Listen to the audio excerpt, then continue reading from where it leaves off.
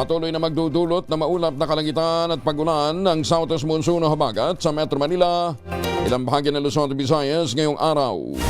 Ayon kay Veronica Torres ng Pag-asa, ang Enhanced Southwest Monsoon ay magdadala ng malalakas na mga pagulan sa buong bansa. Partikular na sa Kalakang Maynila, malawak na lugar sa Luzon at kanlurang bahagi ng Kabisayaan. Nagbabala si Torres na 50 hanggang 100 millimeters na pagulan ang maaaring magdulot ng malaking panganib sa mga pagbaha sa mga urban at mga mabababang lugar, kabilang ang mga landslide sa mga bulubunduking rehiyon. Kabilang sa makararanas sa malakas na buhos ng ulan ang Occidental Mindoro, Batangas, Cavite, Metro Manila, Bulacan, Pampanga, Bataan, Zambales, Tarlac at Pangasinan. Sabi din ho ng Pag-asa, within the week maaaring ideklara na ang pagsisimula ng panahon ng tagulan. Kasama natin si Chanel Dominguez mula sa Pag-asa. Ma'am Chanel, good morning. Magandang umaga din po sa inyo, Sir Angel. Magandang umaga din po sa ating mga taga-subaybay para po sa ating weather update.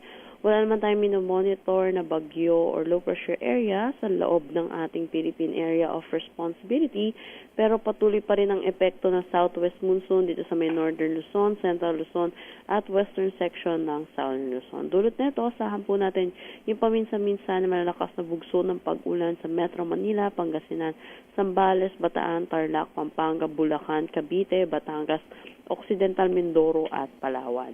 Asahan naman natin na maulap na papawirin din na may mga kalat-kalat na pag-ulan sa nalalabing bahagi ng Luzon, diba na lang dito sa Bicol region, kung saan inaasahan po natin magiging maaliwalas na ang kanilang panahon na may mga localized thunderstorm pagdating sa hapon at sa gabi, kagaya na rin po sa nalalabing bahagi pa ng ating bansa.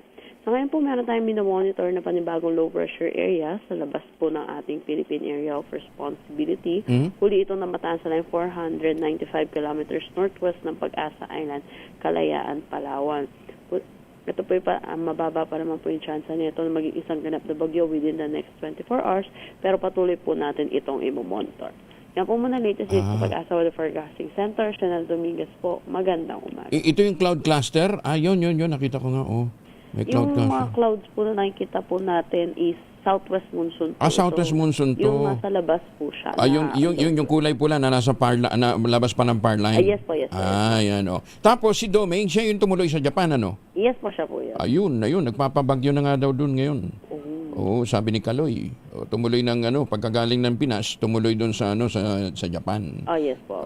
Sige, ingat Ma'am Chanel. Thank you po, Sir Angel. Si Ma'am Chanel Dominguez mula po naman sa Pag-asa. Maganda